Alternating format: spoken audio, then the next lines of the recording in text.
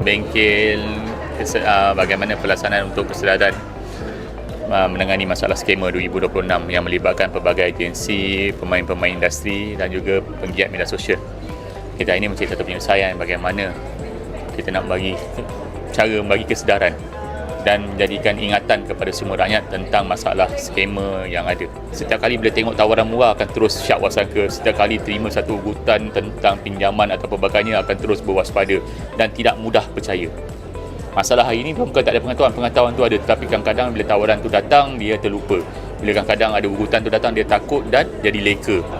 Ini benda ni yang kita nak pastikan bahawa setiap daripada kita ni sentiasa bersedia, sentiasa peka setiap masa. Jadi tadi kita ada terima juga pelbagai input yang ada, kita akan palusi bersama dan kita akan bentangkan kepada pimpinan kerajaan negeri bagaimana kita boleh laksanakan, sebab ada benda kita perlukan daripada laras undang-undang supaya kempen ini dapat dilaksanakan secara berterusan dan bukan bersifat one-off semata-mata.